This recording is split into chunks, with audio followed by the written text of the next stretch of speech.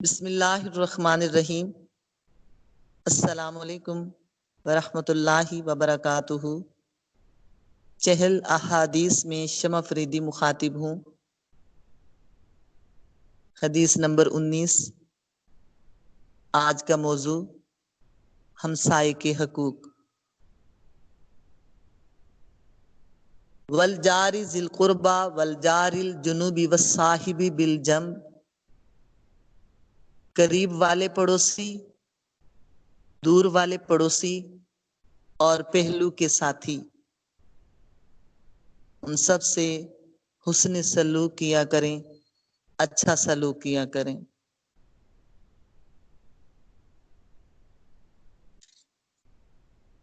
آج کی حدیث مبارکہ حرمت الجاری علی الجاری کا حرمت امہ، ایک ہمسائے پہ اپنے ہمسائے کی عزت ماں کی عزت کی طرح ہے۔ والجاری ذی القربى بمعنی قریب کا پڑوسی جس کا گھر آپ کے گھر سے ملا ہوا ہے یا مسلمان پڑوسی۔ والجار الجنب اور دور کے پڑوسی جس کا گھر آپ کے گھر سے کچھ فاصلے پر ہے، یا دینی لحاظ سے دوری یعنی کافر پڑوسی، ان کے ساتھ بھی حسن سلوک کرنا ضروری ہے۔ خیال رکھنا ہر طرف سے 40 گھر پڑوس ہیں، 10 سامنے 10 پیچھے 10 دائیں بائیں، تو 40 گھر پڑوس ہیں۔ والصاحبی بالجنب پہلو کے ساتھی یا کروٹ والے ساتھی، اس سے مراد سفر کے ساتھی، پیشے کے لحاظ سے ساتھی، آپ کے ساتھ مل کر کام کرنے والے، مل کر لیکچر کو سننے والے، بیٹھ کر تعلیم حاصل کرنے والے، مسجد میں نماز ادا کرنے والے نمازی، کالج یونیورسٹی کے ساتھی، ساتھ بیٹھنے والے، ہم نشیں، ہم قدم، ہم نوا، ہم پیالہ، ہم سفر، یہ تمام لوگ، اور بیوی بھی بستر کی ساتھی ہے، اس لیے وہ بھی والصاحبی بالجنب میں شمار ہوتی ہے۔ تو پہلو کے ساتھیوں کے ساتھ، قریب کے ہمسایوں کے ساتھ اور دور والے ہمسایوں کے ساتھ، ان تمام کے ساتھ اچھا سلوک کیا کریں۔ یہ حقوق رکھتے ہیں تینوں گروپ، اور 10 حقوق ہیں ان کے۔ خدارا ان باتوں کو سمجھنے کی کوشش کریں، یہ ہمارا اسلام ہے، اللہ پاک نے ہمیں احکام عطا کیے ہیں۔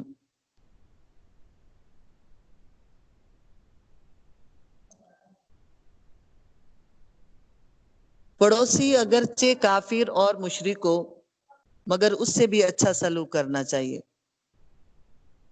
آپ کے پڑوس میں کوئی شیعہ ہے، وہابی ہے، اہل حدیث ہے، یا کافر مشرک ہیں، کوئی بھی مذہب رکھنے والے غیر مسلم ہیں، آپ سے ان کے عقیدے کے بارے میں نہیں پوچھا جائے گا، ایمان کے بارے میں نہیں پوچھا جائے گا، آپ سے یہ پوچھا جائے گا کہ وہ بھوکے رہے اور تم پیٹ بھر کر کھانا کھاتے رہے۔ تو ابھی جو بات ہو رہی ہے اور کرنے لگی ہوں کہ ایک قسم پڑوسیوں کی ایسی ہے جو 3 حق رکھتے ہیں، ایک پڑوسی ایسے ہیں جو 2 حق رکھتے ہیں، ایک پڑوسی ایسا ہے جو 1 حق رکھتا ہے۔ تو جو کافر اور مشرک غیر مسلم لوگ ہیں، اگر وہ پڑوس ہیں، قرب مکانی قریب میں ہیں، یا 40 گھروں میں آ رہے ہیں، تو وہ آپ کے پڑوس ہیں۔ ان کا بھی جو 1 حق ہے، اس حق کے مطابق ان کے ساتھ بھی حسن سلوک کرنا یہ مسلمانوں پر فرض ہے۔ آقا علیہ الصلوۃ والسلام نے فرمایا کہ پڑوسی 3 قسم کے ہیں، ایک وہ جن کے 3 حق ہیں، پڑوسیت بھی ہے، قرابت بھی ہے، اور اسلام بھی ہے، یعنی قریب قرب مکانی کے لحاظ سے بھی ساتھ والے مکان میں ہیں، اور قرابت یعنی قریبی رشتہ دار بھی ہیں، اور اسلام یعنی مسلمان ہیں۔ دوسرے وہ پڑوسی جن کے دو حق ہیں کہ پڑوسیت بھی ہے، پڑوسی ہیں اور مسلمان ہیں۔ تیسرے وہ پڑوسی جن کا ایک ہی حق ہے، جیسے کہ مشرک یا اہل کتاب پڑوسی، کہ وہ ایک حق رکھتے ہیں۔ حضرت عبداللہ بن عمر بن عاص نے اپنے غلام کو حکم دیا بکری ذبح کرو اور کھانا یہودی ہمسائے کو بھی دینا۔ پھر باتوں میں مشغول ہو گئے اور فرمایا اے غلام، جب تو بکری ذبح کرے تو کھانا یہودی ہمسائے کو دے آنا۔ غلام نے عرض کی حضور آپ اس یہودی ہمسائے کی وجہ سے خواہ مخواہ تکلیف دے رہے ہیں۔ آپ نے فرمایا غلام تجھ پر افسوس، کیا تو نے سنا نہیں؟ آقا علیہ الصلوۃ والسلام نے ہمسایوں کے حقوق میں اس قدر تاکید فرمائی کہ ہمیں گمان گزرنے لگا کہ آقا ہماری وراثت میں ان کو حقدار بنا دیں گے۔ تو ہمسائے قریب والے، دور والے 40 گھروں میں جو ہیں وہ آپ کے ہمسائے ہیں، آپ کے پڑوسی ہیں۔ اور نمبر 3 یعنی وہ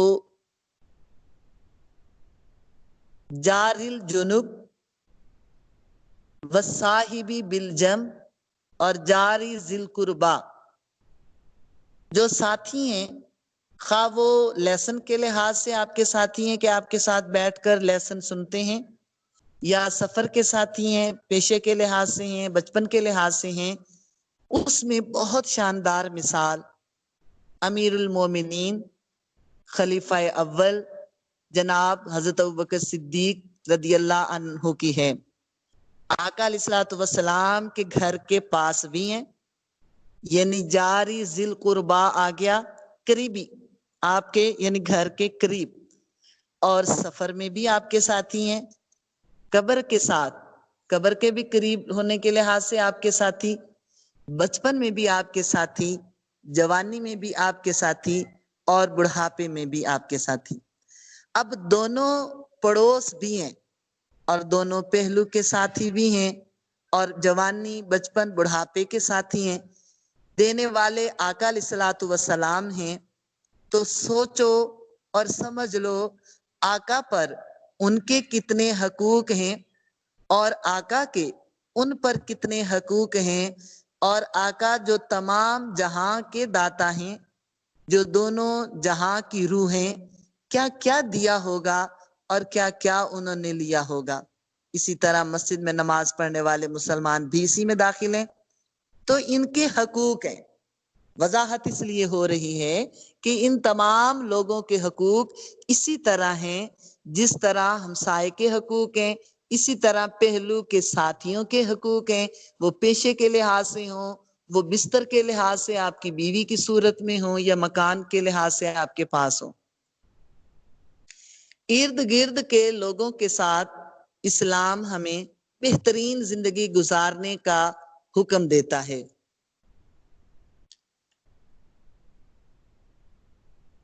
آقا علیہ الصلوۃ والسلام نے 2 بار قسم کھائی، بخدا وہ مومن نہیں ہے، بخدا وہ مومن نہیں ہے جس کے شر سے اس کے پڑوسی امن میں نہیں ہے۔ اس لیے کہ خواتین میں زیادہ یہ عیب پایا جاتا ہے، اور محلے بھر میں ایک خاتون یا کچھ خواتین ہوتی ہیں جن کو چگلی کرنے کی عادت ہوتی ہے، عیب جوئی کرنے کی عادت ہوتی ہے، ٹو لینے دینے کی بات کرتی رہتی ہیں، یا ٹو میں رہنے کی بات کرتی ہیں۔ ان بری عادات کی وجہ سے بعض اوقات پورا پورا محلہ پریشان ہوتا ہے، بعض اوقات پڑوسی بڑے پریشان ہوتے ہیں، اس لیے کہ وہ شرارتی ذہن کی ہے اور ادھر کی بات ادھر، ادھر کی بات ادھر لگانے کی عادت ہوتی ہے۔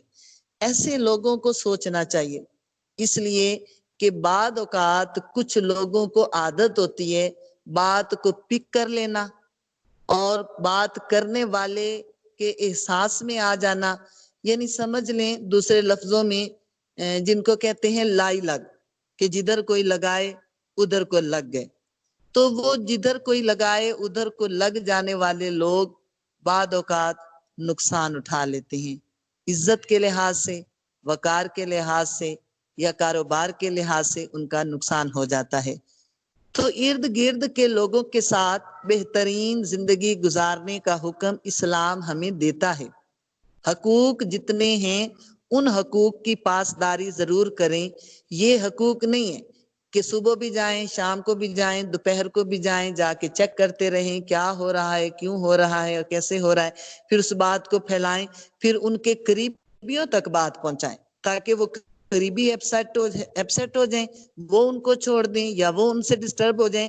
تو خدا را اسلام میں جتنا ڈیپلی آنے والے لوگ ہیں وہ تو اتنا باعمل ہوتے ہیں، اتنا باعمل ہونا چاہیے۔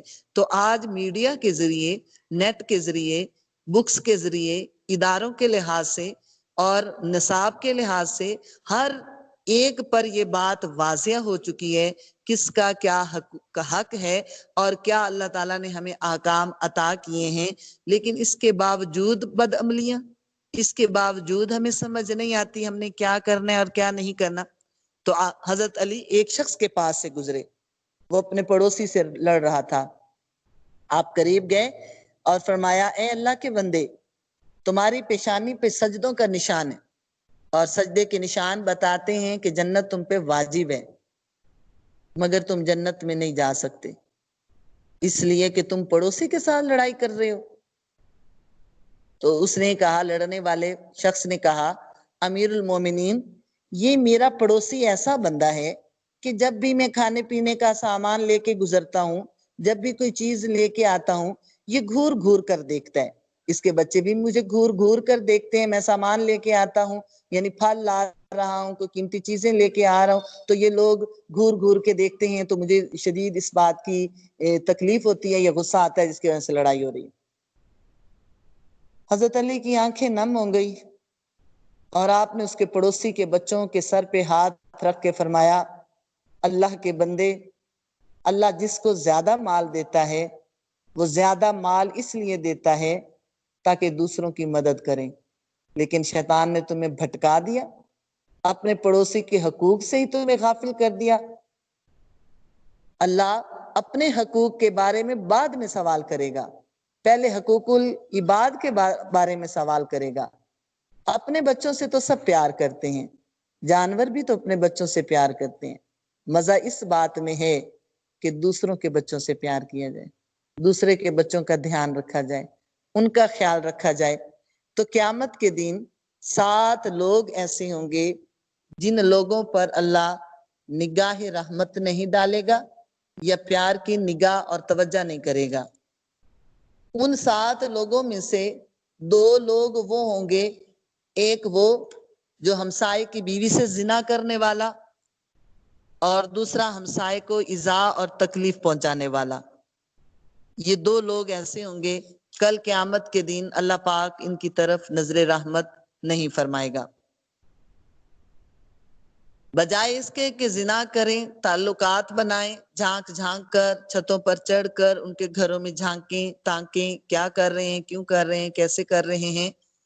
جبکہ حدیث مبارکہ حرمت الجاری علی الجاری کا حرمت امہ، ایک ہمسائے پہ اپنے ہمسائے کی عزت ماں کی عزت کی طرح ہوتی ہے۔ تو 10 حقوق احادیث مبارکہ کے مطابق 10 حقوق ہیں پڑوسیوں کے۔ نمبر 1، ہمسایہ قرضہ مانگے اسے قرضہ دے دو۔ اللہ کبھی نوبت نہ ایسی لائے کہ لینے کے لیے ہاتھ پھیلانے پڑے۔ اوپر والا ہاتھ نیچے والے ہاتھ سے بہتر ہے۔ اوپر والا ہاتھ دینے والا اور نیچے والا ہاتھ لینے والا ہوتا ہے، مگر اس کے باوجود بہت مجبوریاں آ جاتی ہیں، پھر مانگنے کی نوبت آتی ہے، پھر قرضہ لینے کی نوبت آتی ہے۔ ممکن ہے کوئی بیمار ہو، کسی نے ٹیسٹ کروانا ہو، کسی نے آپریٹ کروانا ہو، ان کے بچوں کی تعلیم رکی ہوئی ہو، انہوں نے اپنے ٹیسٹ کروانے ہوں یا بچوں کی فیس جو ہے وہ ادا کرنی ہے، کچھ بھی پرابلم انہیں ہو سکتی ہے۔ تو بہرحال اگر ہمسایہ قرضہ مانگے اسے قرضہ دے دو۔ ہاں نہیں ہے تو وہ ایک الگ بات ہے، آپ معذرت کر لیں یا کچھ کم دے لیں یا کم سے یعنی کہ ان کی مدد کریں۔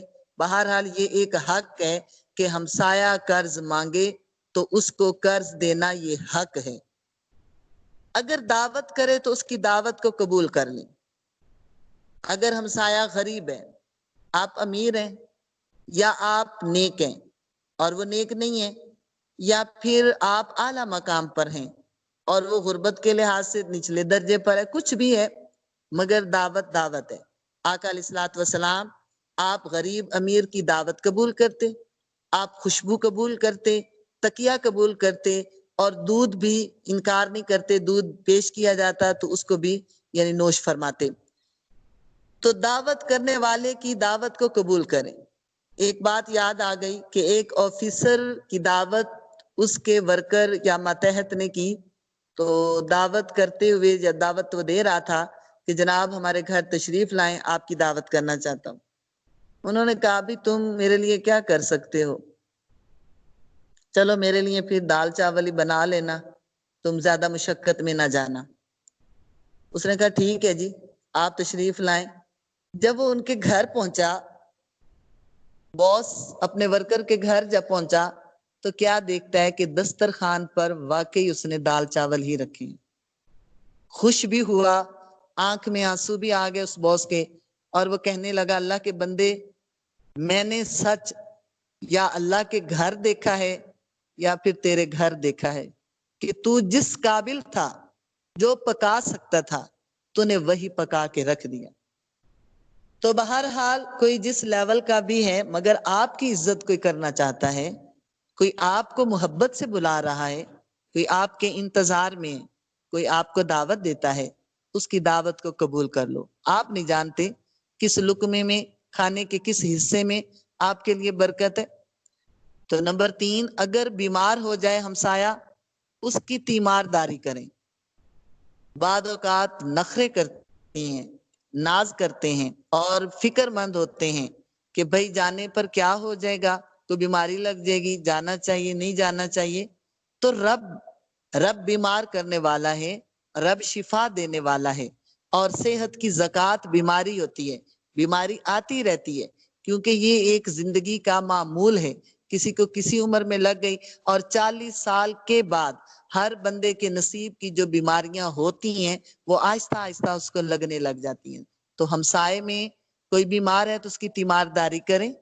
اگر مدد مانگیں، کما حقہ اس کی مدد کریں. وہ مدد کسی بھی لحاظ سے ہوتی ہے، کسی چیز کی، کپڑوں کے لحاظ سے، یا وہ شاپنگ پہ جا رہے ہیں تو آپ ان کے گھر کی بچوں کی نگرانی کریں، یا وہ سفر میں جا رہے ہیں تب کسی بھی لحاظ سے اگر ان کو آپ کی مدد کی ضرورت ہے تو کما حقہ اس کی مدد کریں. اگر اس سے کوئی تکلیف پہنچے تو تسلی دیں، تشفی دیں. پریشان نہ ہونا، ہم ہیں آپ کے ساتھ، ہم ہیں آپ کے ساتھ چلنے والے لوگ، آپ پریشان نہیں ہونا. یہ ایک جملہ ایسا ہے، پریشان نہیں ہونا، میں ساتھ ہوں، غم نہ کرنا، یا اللہ خیر کرے گا، اللہ شفا عطا کرے گا. یہ جملے ایسے ہیں جو مردہ جسموں کے اندر تازہ دم کر دیتے ہیں ان کی روحوں کو، اور دوبارہ زندگی کی رمق بھر دیتے ہیں. دوبارہ زندہ رہنے کی ان کے اندر امید لگ جاتی ہے کہ کوئی ہے جو ہمیں سنبھالے گا، کوئی ہے جو ہمیں اس غم میں ڈھارس دینے والا ہے. تو کوئی بھی تکلیف اس کو پہنچے تو تسلی دیں، خدا را ان باتوں کو سمجھیں. بعد اوقات کوئی تسلی دینے کے لیے بھی چلا جاتا ہے تو بعد اوقات ایسے گھمنڈی غروری لوگ ہوتے ہیں، اور بعد اوقات وہ اپنے راز کی بات کو بتانا نہیں چاہتے، اس بیس پر ان کو ناگواری ہوتی ہے. تو حالات کی نزاکت کے مطابق جو آپ سے ملنا پسند کریں، ان حالات میں آپ کو پک کریں، بٹھانا، بتانا اور اپنے غم کو شیئر کرنا پسند کریں، ٹھیک ہے. اور اگر ان کو تکلیف پہنچے تو نہ جائیں، پھر تسلی دینے بھی نہ جائیں. تو لیکن کچھ تکلیفات ایسی ہوتی ہیں جہاں پر اپنے رشتہ دار تو دیر سے پہنچتے ہیں لیکن قریب والے فوری آ جاتے ہیں، فوراً پہنچتے ہیں. اور ہم نے دیکھا جو نئے نئے لوگ امیر ہوتے ہیں ان کو دیکھا، جو گاؤں سے شہروں میں سوسائٹیوں میں آ کے رہنے والے ہیں ان کو بھی ہم نے دیکھا کہ شادی میں، خوشی کے فنکشن میں یا اہم فنکشنز میں ان گاؤں والے لوگوں کو نہیں بلانا، ان غریبوں کو نہیں بلانا، وہ پڑھے لکھے نہیں ہیں اس لیے نہیں بلانا، وہ بہت خوبصورت نہیں ہے اس لیے نہیں بلانا، ان کا بیٹھنا، ان کی چال ڈھال امیروں جیسی نہیں ہے اس لیے ان کو نہیں بلانا، اس لیے کہ اب آپ کا سٹیٹس اوپر ہے ان کا ڈاؤن ہے، اس لیے اب وہ آپ کے ساتھ میچ نہیں کرتے، آپ کے ساتھ برابر بیٹھ نہیں سکتے، آپ ان کا انٹروڈکشن اچھے الفاظ میں کسی سے کر نہیں سکتے، نہیں بلاتے، لوگ نہیں بلاتے، نئے نئے امیر ہونے والے بھی نہیں بلاتے، اور جن کا سٹیٹس اونچا ہو جاتا ہے وہ بھی نہیں بلاتے۔ اور ہم نے دیکھا کہ جن لوگوں کو امیر لوگ اپنے غریبوں کو بلانا پسند نہیں کرتے، مگر غموں میں، غم دکھ اور تکلیف کے مراحل میں وہی غریب سب سے پہلے پہنچے ہوئے ہوتے ہیں۔ تو بہرحال کوئی تکلیف پہنچے تو تسلی دیں، اگر بھلائی پہنچے تو پھر بھی اس کو مبارکباد دیں۔ ایسے بھی لوگ ہوتے ہیں چھپا رہے ہوتے ہیں، کوئی چیز نہیں لی اس کو چھپا دو، یہ دیکھ نہ لیں، اس کو نظر نہ لگ جائے، ٹھیک ہے نظر بد بھی لگ جاتی ہے، مگر دینے والا عطا کرنے والا رب ہے، جب وہ کچھ عطا کرے تو اس کا شکریہ ادا کرو، اس کی بارگاہ میں شکر ادا کرو جس نے آپ کو نعمت عطا کی ہے، اور نعمت کو بانٹو بھی، خیرات کرو، تو پھر نظر بد سے بھی بندہ بچ جاتا ہے۔ بھلائی پہنچے تو اپنے ہمسائے کو مبارکباد دو، اگر وہ مر جائے تو اس کی تجہیز و تکفین کریں، اگر وہ موجود نہ ہو تو اس کے گھر اور اہل خانہ کی حفاظت کریں، نہ کہ اس کی بیوی سے تعلقات بنائیں، نہ کہ ان کے گھر کی خواتین کو جھانک جھانک کر دیکھیں، نہ کہ اس کی بیٹی کو کڈنیپ کر لیں یا کوئی اس طرح سے تکلیف پہنچائیں، نہ ایسا کام نہیں کرتے۔ اگر وہ موجود نہیں ہے سرپرست تو اس کے گھر اور اہل خانہ کی حفاظت کریں، اپنی کم ظرفی کی وجہ سے ان کو تکلیف نہ دو، اور اگر تکلیف دے چکے ہو تو تحفے دے کر اس کا ازالہ کرو، اور پھر اپنے گھر کی چار دیواری اگر بلند کرنی ہے، اونچی بنانی ہے، تو وہ چار دیواری بھی ان کے پوچھے بغیر بلند نہیں کرنی، یہ حقوق ہیں۔ یہ آقا علیہ الصلوۃ والسلام نے احادیث مبارکہ میں یہ پڑوسی کے پڑوسی پر حقوق بتائے ہیں کہ ایک ہمسائے کے دوسرے ہمسائے پر کیا حقوق ہیں۔ آقا علیہ الصلوۃ والسلام کی بارگاہ ہمیں ایک بات پیش کی گئی، یا رسول اللہ ہمارے پڑوس میں ایک عورت ہے، بڑی تسبیحات وظائف کرتی ہے، روزے بھی رکھتی ہے، نوافل بھی پڑھتی ہے، لیکن اے اللہ کے رسول وہ لوگوں کو دکھ دیتی ہے، تکلیف دیتی ہے، آپ نے فرمایا وہ جہنم میں جائے گی، حالانکہ وہ کتنی عبادت گزار ہے۔ تو عبادت کرنا اللہ کا حق، تو اللہ اپنے حقوق کے بارے میں تو بعد میں پوچھے گا، پہلے تو وہ حقوق العباد کے بارے میں پوچھے گا، ہاں بتا کیا کر کے آئے ہو؟ میں نے جوانی دی تھی، میں نے مال دیا تھا، میں نے علم دیا تھا، میں نے حسن دیا تھا، ماں باپ تھے، سنگی ساتھی تھے، تمہاری شادی ہوئی تھی، شوہر کے حقوق، ماں باپ کے حقوق، بچوں کے حقوق، ہمسائے کے حقوق، پڑوسی کے حقوق، دوست کے حقوق، کیا کر کے آئے ہو؟ کس کے ساتھ کیا کیا تھا تم نے؟ ہم جواب دے سکتے ہیں۔ تو پہلے تو حقوق العباد میں جو اٹک جائے گا حقوق اللہ تو بعد کی بات ہے، تو آپ نے فرمایا وہ جہنم میں جائے گی۔ پھر کسی نے عرض کی یا رسول اللہ ایک اور عورت بھی ہے، اخلاق بہت اچھے ہیں مگر عبادت میں صرف فرائض کی ادائیگی کرتی ہے، آپ نے فرمایا کہ وہ جنت میں جائے گی۔ تو ہمسائے کو عزت نہ دیا کریں۔ مسلمان کے لیے مناسب ہے کہ وہ ہمسائے کی اذیت پر صبر کرے، خود اپنے پڑوسی کو اذیت نہ دے، بلکہ ہمسائے کی طرف سے اگر اذیت پہنچی ہے تو اس پر صبر کر لے۔ امن سکون کے پیامبر بن جاؤ، ہمسائے کے لیے امن سکون والے بن جاؤ۔ تین چیزوں کے اعتبار سے تمہارا پڑوسی، تمہارا ہمسایہ امن میں ہونا چاہیے، تمہارے ہاتھ کی اذیت سے، زبان کی اذیت سے، اور سطر عزت کی حفاظت کے لحاظ سے۔ زبان سے اس طرح کہ ہمسائے کے بارے میں کسی سے ایسی گفتگو نہ کرو کہ اچانک دوران گفتگو وہ ہمسایہ آئے تو پھر تمہیں چپ ہونا پڑے یا شرم ساری کرنی پڑے۔ ہاتھ سے امن کا مطلب یہ ہے کہ ہمسائے کے کو بازار میں جا کر یاد آیا کہ میں اپنے کوئی قیمتی چیز گھر میں بھول آیا ہوں، ٹھیک ہے، اور ہمسائے کی عورت یا ہمسایہ یا وہ لوگ قریبی جو ہیں وہ ادھر بیٹھے ہوئے ہیں، لیکن وہ بے خوف ہو جائے، مطمئن ہو جائے کہ میں نے جو اپنا یعنی کہ پاکٹ منی اس میں ہے یا میری کوئی چیز ہے اس کے اندر، پرس وغیرہ بھول آئی ہوں یا کوئی اس طرح سے چیز وہاں رکھ کے آ گئی ہوں قیمتی، لیکن وہ امن میں ہو، خوف اور مطمئن ہو، خوف نہ ہو، اس لیے کہ اسے یقین ہو کہ میری پڑوسن یا پڑوسن کی بیٹی یا جو بھی اس وقت اس چیز کے قریب ہے وہ اس کو چرائیں گے نہیں. ٹھیک ہے، یعنی ہاتھ سے بھی، یعنی یوں سمجھ لیں کہ وہ چوری کرنے والا نہ ہو پڑوسی، یا ہاتھ سے کوئی بھی کسی لحاظ سے تکلیف دینے والا نہ ہو. اور سطر کے لحاظ سے امن کا مطلب یہ ہے کہ ہمسایہ اگر سفر میں ہو تو دوران سفر یہ خبر ملے کہ تمہارا ہمسایہ تمہارے گھر میں ہے، مگر اس کو یقین اعتبار ہو کہ وہ سطر و عزت کے بارے میں مکمل تحفظ حاصل ہے، دل مطمئن ہے، اس لیے کہ وہ ایسی حرکت نہیں کر سکتا کہ میری عزت پر ہاتھ ڈالے. تو یہ وہ تمام باتیں ہیں، اگر ہم ان باتوں پر عمل کریں، ان باتوں کے عامل بن جائیں، ان احکام شریعت پر عمل کر لیں، حقوق العباد میں یہ پڑوسیوں کے حقوق اور ساتھیوں کے حقوق کو ادا کرنا شروع کر دیں، تو آہستہ آہستہ پورا معاشرہ سدھر سکتا ہے. اللہ پاک ہمسائے کے حقوق پورا کرنے کی، دوستوں کے حقوق، پہلو کے ساتھیوں کے حقوق پورے کرنے کی توفیق نصیب فرمائے. السلام علیکم ورحمۃ اللہ وبرکاتہ.